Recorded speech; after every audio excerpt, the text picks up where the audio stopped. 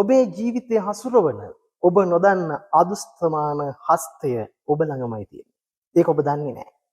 ඒ කියන්නේ බුදුරජාණන් වහන්සේගේ බුද්ධ වචනයටම හැරිලා බැලුවොත් චේතනාහං වික්ඛවේ කම්මං වදාමි. එතකොට ඔබ කර්මය කියලා කියන්න පුරුදු වෙලා තියෙන ජීවිතේ අත්දකින්න අත්දැකීම් ටිකට. තමන්ගේ ජීවිතයේ දුක අත්දකින්නකොට අනේ කර්මේ කියලා කියනවා. තමන්ගේ ජීවිතේ සැප අත්දැක්කත් කියනවා අනේ පුදුම හොඳ කර්මයක් කළා තියෙනවා කියලා. එතකොට තේරෙනවා අපිට කර්මය කියලා කියන්නේ වෙන 아무තු එකක් නෙවෙයි චේතනාව බව. එතකොට චේතනාව කොහෙද තියෙන්නේ? චේතනාව වැඩ කරන්නේ මම කරගත්ත තැනමයි. මං කියලා අපි දරන තැනමයි චේතනාව වැඩ කරන්නේ. දැන් ඔබට තේරෙන විදිහට කිව්වොත් චේතනාව තියෙන්නේ ඔබ ළඟ. එතකොට චේතනාව මොකද්ද? පිනා යන චේතනාවක් කරගන්නවද?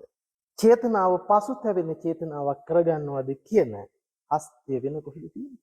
ඒක Tamanට බාරයි. එහෙනම් Tamanගේ ජීවිතයේ හසුරුවන හස්තය වෙන කොහෙවත් නෙවෙයි තියෙන්නේ Taman ළඟමයි. එහෙනම් Tamanගේ ජීවිතය දුකටපත් කරගෙන ජීවිතය එපා කරගන්නවද? ජීවිතය සුවපත් කරගන්නවද? සැපවන්ත කරගන්නවද කියන කාරණාව Tamanට බාරයි.